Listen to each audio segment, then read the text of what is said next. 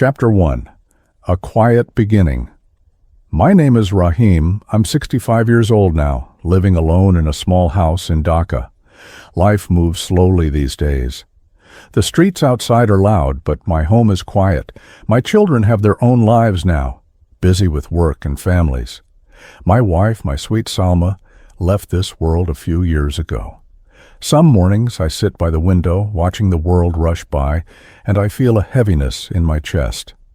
But I don't complain. This is life, isn't it? We grow old, we lose people, we wait for moments that might never come. Yet, when I close my eyes, I don't just see the pain. I see love. I see joy. I see a time that still makes my heart warm, even after all these years. And I say to myself, Rahim, you've lived something beautiful. I want to share that story with you today. Not a story of riches or fame, but a story of the heart. The story of the best part of my life.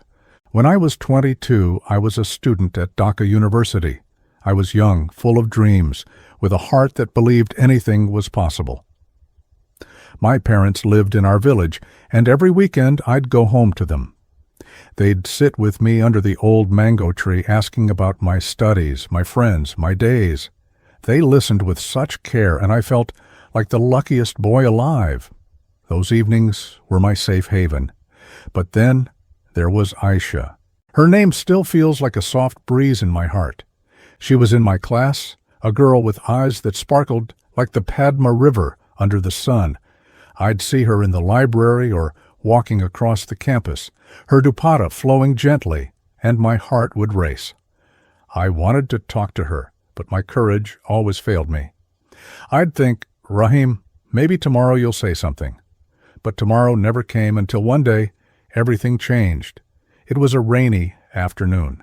Ayesha was standing under a tree, her books getting wet.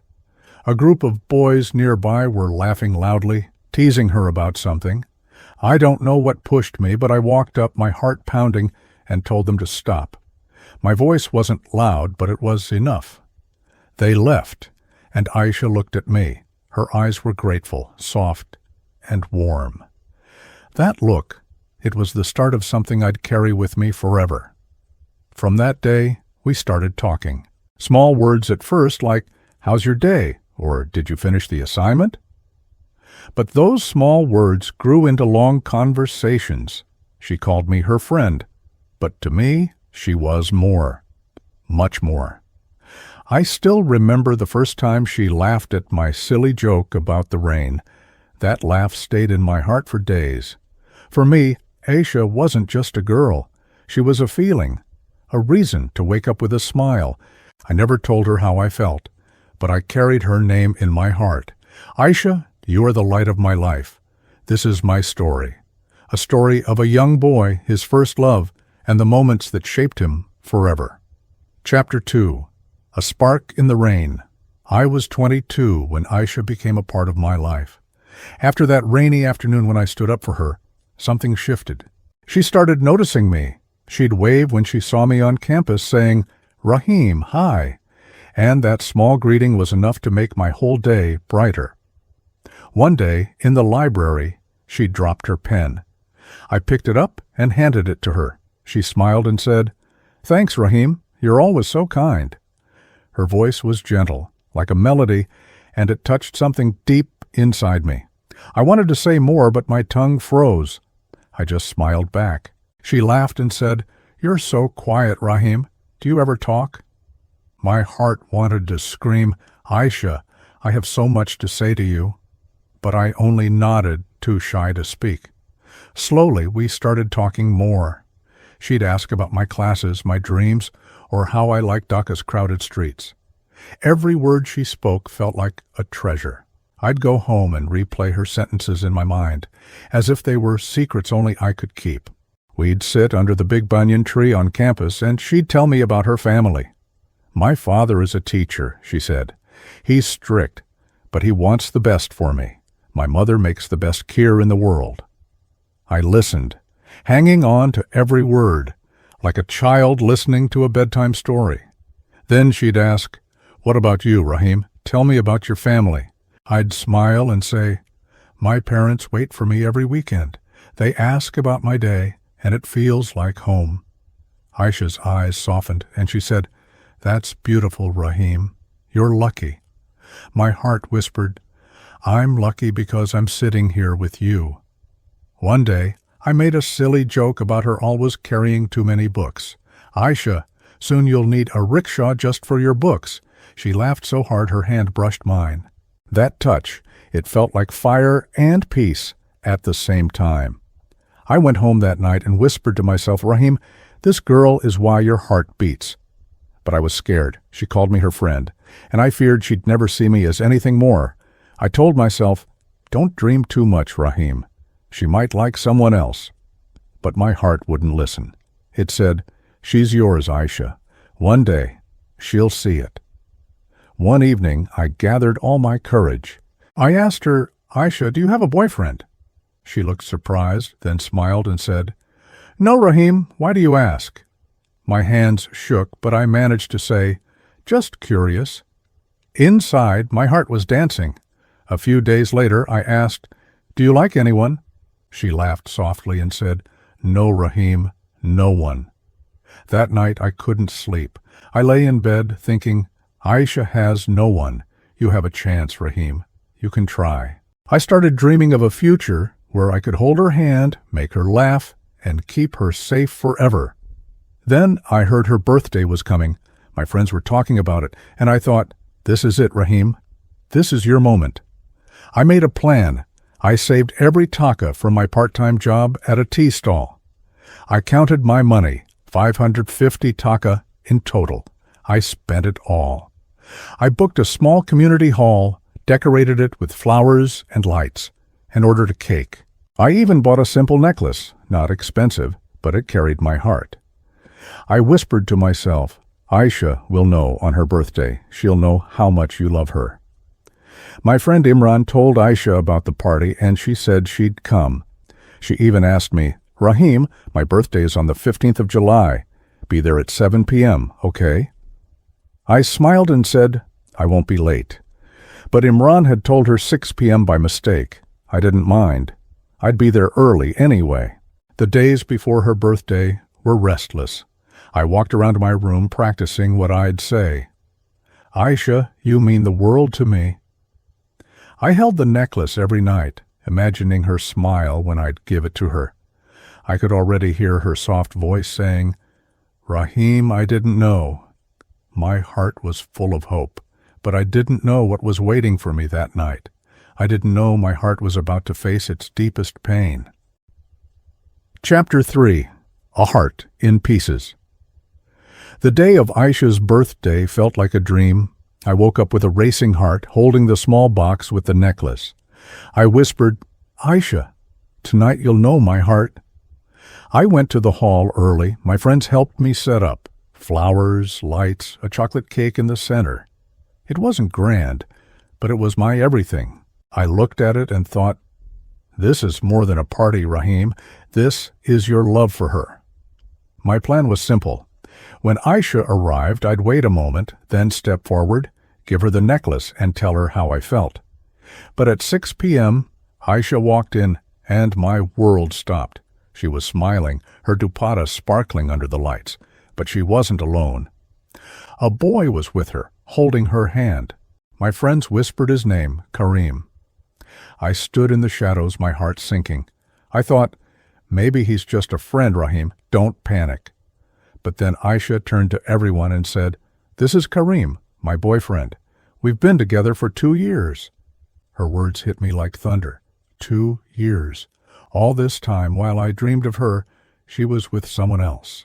My hand reached for the necklace in my pocket. It felt heavy, useless. I wanted to run, to scream, but I stood frozen. Then I saw them laugh together. Ayesha leaned close to Karim, and they shared a look that broke me. My heart whispered, "Rahim, it's over. Your dreams are gone." I couldn't stay. I slipped out of the hall, my friends calling after me, but I didn't hear them. Outside, under the dark sky, tears fell from my eyes. I whispered, "Rahim, you were a fool. You thought she was yours, but she was never yours." The next day, Ayesha found me on campus. She looked worried. "Rahim, Imran told me you planned the party. Why didn't you say anything?" I forced a smile and said, "It's nothing, Ayesha. I just wanted you to be happy." She frowned and said, "You're too kind, Rahim." I nodded, but inside, I was breaking. Before I walked away, I said softly, "Ayesha, be careful. Not everyone is what they seem." She looked confused, but I didn't explain. I just left, my heart heavy with pain. A week later, everything changed. Ayesha saw Karim with another girl at a cafe, not just talking, but holding hands. She confronted him, and he didn't deny it. Her world shattered. That evening, I found her sitting alone by the campus pond, her face wet with tears. I sat beside her quietly and offered her my handkerchief. She looked at me and asked, "Rahim, why are you always here for me?" I wanted to say, "Because I love you, Ayesha." But I only said, "Because you don't deserve to cry alone." She leaned her head on my shoulder, sobbing, and said, "I thought he loved me. I thought he was my future." I held her hand gently and said, "Some people don't know how to love, Ayesha, but not everyone is like that." That night, as I walked home, I could still feel her tears on my shirt. I looked at the necklace and whispered, "Not today, Rahim, but maybe one day." Like, subscribe, and share to keep up with this story. Chapter 4. Healing Together. After Karim's betrayal, Ayesha was different. She smiled less, her eyes carrying a quiet pain. I'd see her sitting alone, staring at nothing, lost in her thoughts. I wanted to take her hurt away, but all I could do was stay close. One evening, she called me and said, "Rahim, can we walk for a bit? I don't want to be alone." I said, "Of course, Ayesha. I'm here." We walked through the streets of Dhaka, the noise of rickshaws and vendors around us, but it felt like it was just us. She talked about her pain, asking, "Why did he do this, Rahim? Was I not enough?" I looked at her and said, "Ayesha, you are more than enough. He was never worthy of you." One night, as we sat by the pond, her eyes red from crying, she asked, "Rahim, do you ever feel alone?" I smiled sadly and said, "Every night, Ayesha, but being with you makes it easier." She nodded and whispered, "Thank you for not leaving me." Slowly, her sadness started to fade. She laughed at my jokes again, teased me about my messy handwriting. One day she said, "Rahim, you're so quiet, but you make me feel safe." I smiled and said, "Sometimes silence says more than words." We started doing small things together. We watched a movie at the local cinema, and she whispered, "Rahim, this is the first time I've laughed in weeks." My heart swelled with joy. Another time at a tea stall, she laughed when I spilled tea on my shirt. "You're so clumsy, Rahim," she said. I grinned and replied, "Only because you make me nervous." She grew quiet, her eyes softening, and I felt something change. She wasn't just seeing me as a friend anymore. One evening, as we sat by the pond, she turned to me, her voice trembling. "Rahim, can I ask you something?" My heart raced. "Anything, Ayesha," I said. She took a deep breath and asked, "Do you love me?" The world stopped. I had dreamed of this moment for so long. My voice shook as I said, "Yes, Ayesha, I've loved you since the day I saw you." She covered her face, tears falling, and whispered, "I was so blind, Rahim. I looked for love in the wrong place when it was right here." I held her hand, and she squeezed it tightly. "Promise me you'll never leave," she said. I looked into her eyes and said, "As long as I'm alive, Ayesha, you'll never be alone." She hugged me, and in that moment, the world felt whole again. From that night, we weren't just friends. We were two hearts finding their way back to each other. Like, subscribe, and share to follow our journey. Chapter 5. A Love Interrupted. After Ayesha's question, my life felt like a dream. Every moment with her was a gift. We'd meet after classes, walk through the campus, her hand brushing mine. She'd tease me, "Rahim, you walk so slowly." I'd laugh and say, "I'm just making our time last longer."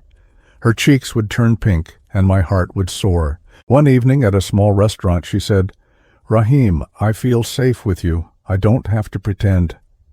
I smiled and said, "Then, let me be your safe place forever, Ayesha." She looked at me, her eyes full of something I couldn't name, but it felt like love. We started talking about the future.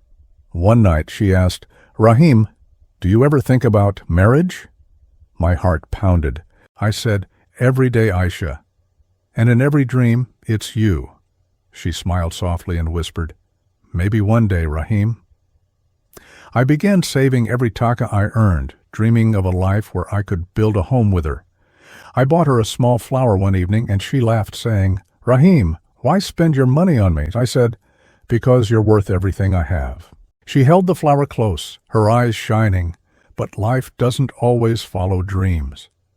One evening, Ayesha's voice was heavy. She said, "Rahim, I need to tell you something."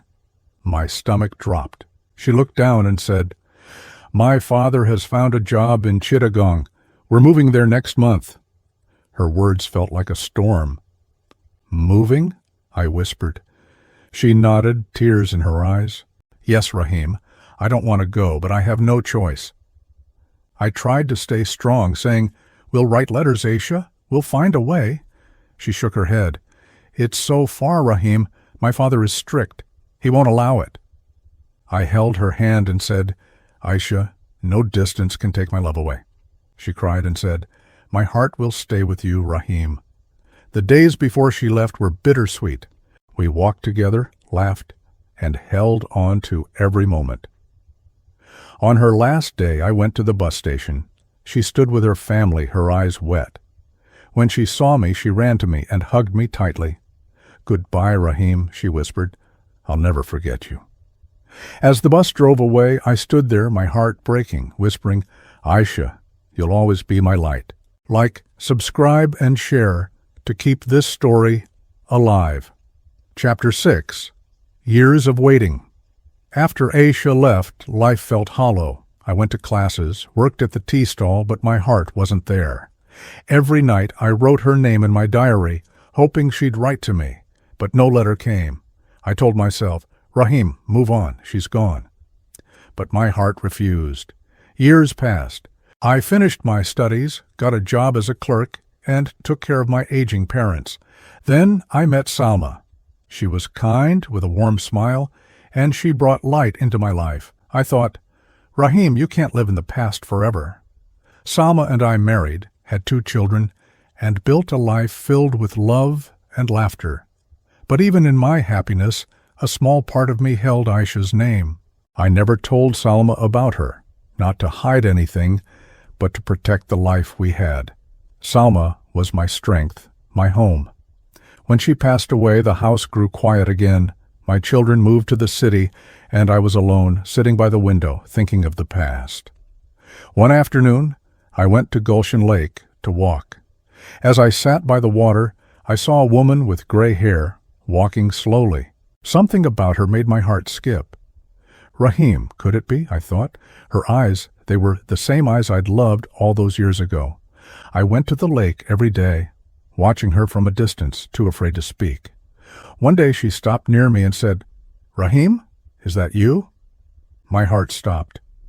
"Ayesha?" I whispered. She smiled, tears in her eyes, and we hugged. After 40 years, we were together again.